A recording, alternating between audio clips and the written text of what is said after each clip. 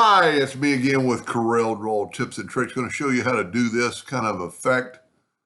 If I had it to do over now that I look at it in the black and background, I could make it a little bit better. So I'm going to try. I've typed out the word Corel Draw twice. Normally, when you're working with the envelope tool, you need to make an envelope shape, but we really don't have to. I'm going to go ahead and hit P, put it in the center of the page. Let me move this out of the way a little bit. And then I'm going to Control D and make a duplicate. And I'm going to drop this one down and kind of give us a space. Now, you could make an envelope form, but I'm going to try to show you a way not to use it and just make your own form. We're going to bring in the Corel Draw about right there. And I'm going to go down to this envelope tool and pick envelope. I'm going to immediately swipe through here and get rid of those two nodes.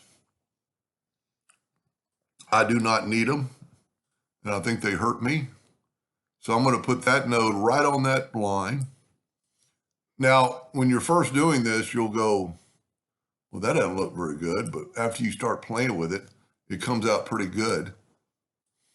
And then just move your handles back and bring it back, and it's pretty amazing that you can really put it on that line. And if you need to, you can move it up. Now we could right click and turn this into a cusp. And then that way you only am doing one side and not the other side. And I'm not going to take a great deal of time, but you can get it right on the money. Let's bring this down a little bit. I actually messed that up. Let me get the zoom tool, go back to the envelope tool, and I'm going to put that right on that corner. And then I'm going to bring that W kind of down in there. Now, same thing here. I want to go pretty close to the edge. And sometimes it might be smarter to use one at a time, so you can kind of see what you're doing. And see, that really messes it up for a second, but you'll learn to kind of like it. Now, I could have used the envelope form, but I believe this is going to work out better. And here's a good case where we're going to have to use this part to kind of get the letters. Now what I want to do is I'm going to take this one and I'm going to mirror it the other way.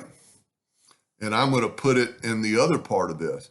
I'm actually, for a second, going to move this, try to get my text and move my, well, if you can't ever move something, just move the text and then put that back. So now we need to do the exact same thing here with the envelope tool. And once again, we're going to get rid of those two nodes in the center.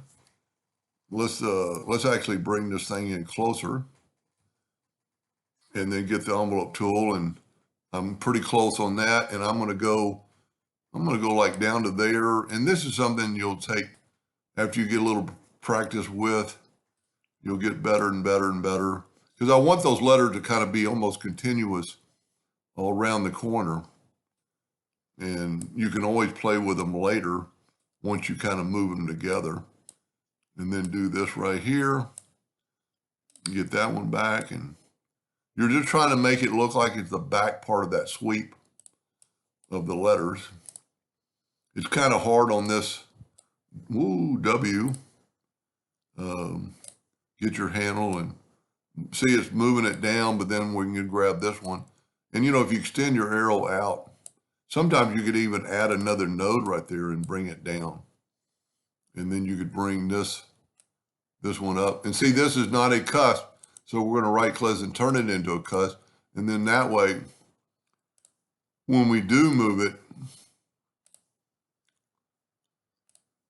well, I've somehow lost the envelope tool.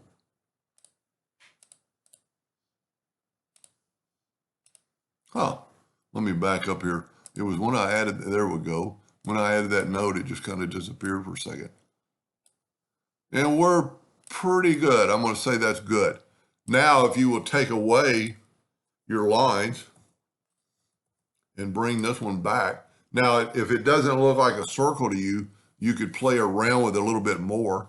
I'm not going to worry about it. I'm going to turn this one red. And I'm going to turn the other one red, but then I'm going to hold down the control button and add a little black. Well, I need to turn it red first.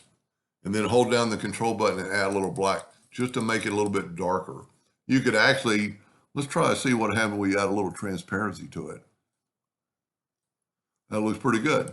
Now, what you could do is Control G to group them, and you could, I must not have got it, Control G to group it and kind of squish them and make them more into a circle.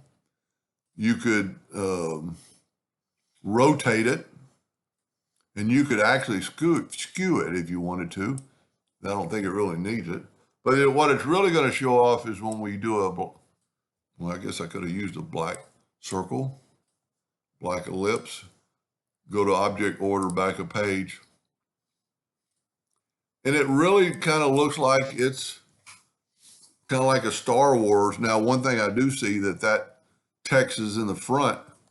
So what I want to do is go group and ungroup it. And I'm going to put this one on the front of